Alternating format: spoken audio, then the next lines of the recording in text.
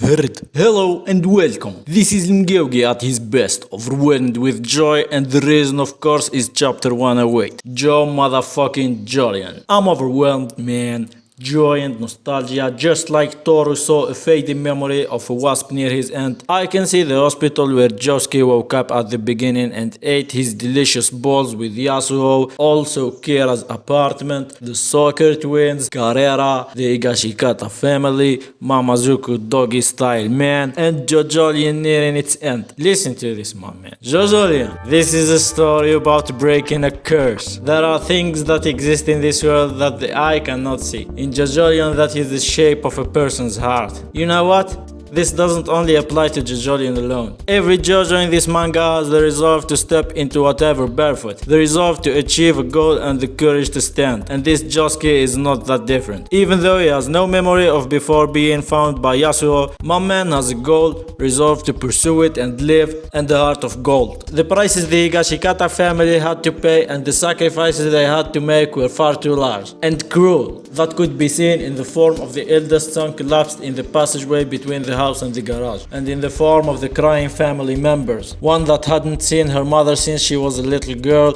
couldn't forgive her for what everything she'd done and got upset. One that acted out of selfish desire and was injured, and one that had a secret until a little while earlier and now just lost her husband. In that garage where that family had gathered, what do you think one could see? When you looked at the Neuro Kakaka plant that had broken into pieces and was lost forever, and at the Higashikata estate that had been destroyed by a broken off part of a plane, and at the debris among the playing cards scattered on the floor, what could you see? It was not despair. To me, Hirose Yasuo, it looked like hope. The family all acted in name of hope. After having fallen down in the hallway because of a calamity, after everything had ended, the members of the Higashikata family moved further into the back of the garage. That was all for the sake of hope. In the smooth, shiny skin of the eldest son's cheek, the hope of the Higashikata family was visible, because at that moment, the curse was broken. God damn, man. It feels like a goodbye from Araki. The theme of hope being born from calamity was the main theme of JOJO all along.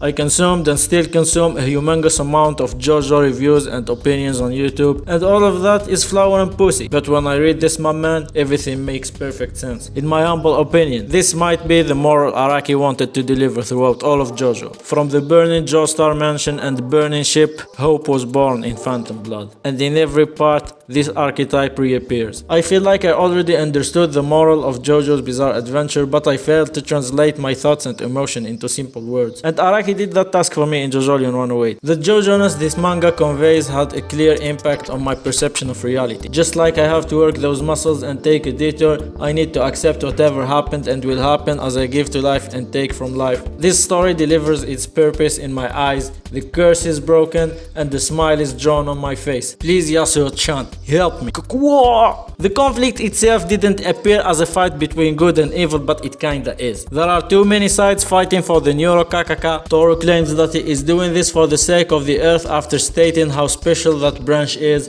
Joben, Kato, and Tsurugi want to lift the curse of the Higashikata family, while Josuke's faction want to heal Holy Joestar. Holy Kira Joestar. When I think of these motives, Toru seems like the good one who wants good for earth and prosperity, while the two other factions seem like the selfish desire for personal gain, which is also true. But it isn't always black and white. If you pursue Toru, indignation will fall on your head and people close by. Stands are supposed to be a manifestation of the psyche or soul, and wonder if you don't care if you are good or bad, kid or an old man, making selfishness his most prevalent trait which manifests in such a stand. While the other faction's desires can be described as selfish and selfless simultaneously. They are after the fruit for the sake of their close people. Characters are flashed well and enough. Kato does her best to fulfill her family's hope of a better tomorrow by throwing herself barefoot into the calamity. She's a person who would accept the same for the well-being of her family. She spent 15 years in prison for one and actually is dying for one. A tragic death of another well-explored character with an excellently drawn behavioral patterns, and everything makes sense. Layers of hope start to appear with Tsurugi's healed skin and discovering that Noritsuki, my man, is still alive and overcoming his injuries is possible. Yet even after Toru's death, another calamity appears to make Noritsuki's state worsen. And Yasuo and Tsurugi notice it manifesting as the Head Doctor, and it is described as the form of the Head Doctor is calamity energy, a natural law of calamity. The calamity is still going, or rather the laws of calamity are just things that exist in this world that can never go away, and Wonder of You was just an ability that allowed Toru to use that for his own ends. And that adds calamity to a list of concepts which are to be described as a part of the exploitable logic in the JoJo canon alongside time, spin, gravity, perception, fate, and others which are not all on the top of my tongue. Then Josuke appears and goes beyond, and Yasuo is quite a woman and Josuke is quite a gentleman.